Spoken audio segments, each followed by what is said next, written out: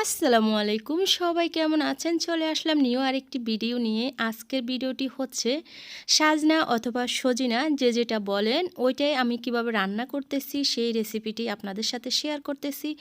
আশা করি আপনাদের কাছেও ভালো লাগবে। এই যে আমি সাজনাগুলো নিয়েছি, এই সাজনাগুলো আমি আজকে মসুর ডাল দিয়ে রান্না করব। তো প্রথমে আমি সাজনাগুলো কেটে নিচ্ছি। আর সাজনাগুলো এইভাবে কাটতে হয়, অনেকেই জানে না। বিশেষ করে আমিও জানতাম না যে সাজনা কিভাবে কাটতে হয়। তো আমি এইভাবে কেটে নিয়েছি ইউটিউব দেখে। যাই হোক, এখন আমিও পারি, তাই আপনাদের সাথেও ওইটা একটু শেয়ার করলাম। কারো যদি কোনো প্রবলেম হয় আপনারাও এইভাবে সাজনা কাটে নিতে পারেন।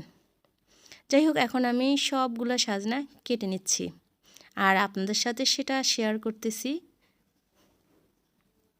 তো চলুন, সাজনা কাটা শেষ। তারপর আমি এখন চলে যাব রান্নাঘরে। চলে আসলাম, এখানে হাঁড়ি বসিয়ে দিলাম চুলায়। আর প্রথমে আমি পেঁয়াজ কুচি দিয়েছি আর একটা টমেটো দিয়েছি 4টা টুকরো করে।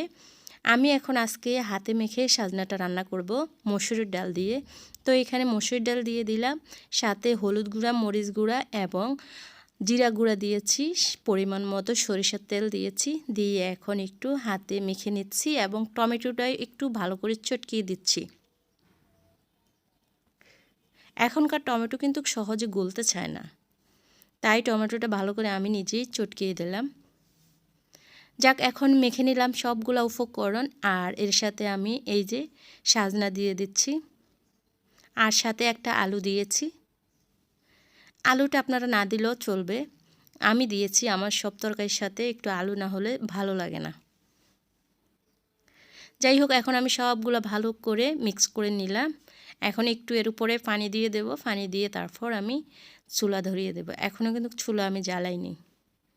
এখানে কাঁচামরিচ ফালি করে দিয়েছি, মরিচের গুঁড়োও দিয়েছি অল্প পরিমাণে, কাঁচামরিচও দিয়েছি অল্প, ঝালটা তো একটু কম খাই সেজন্য। যাই হোক, এখন পানি দিয়ে দিচ্ছি। পানি দিয়ে এখন আমি ঢাকনা দিয়ে জাল শুরু করব।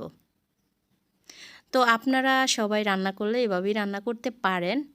আর বিশেষ করে যদি আজকের ভিডিওটি আপনাদের কাছে ভালো লাগে তাহলে একটা লাইক দিবেন প্লিজ। আর কোনো কিছু বলার থাকলে তো কমেন্ট বক্সে বলতেই পারবেন। ভালো লাগলে শেয়ার করতে পারেন। তো দেখুন রান্নাটা কেমন হচ্ছে। আমি খুব একটু মাখো মাখো করে রান্নাটা করেছি, একটু ডালটা বেশি দিয়েছি।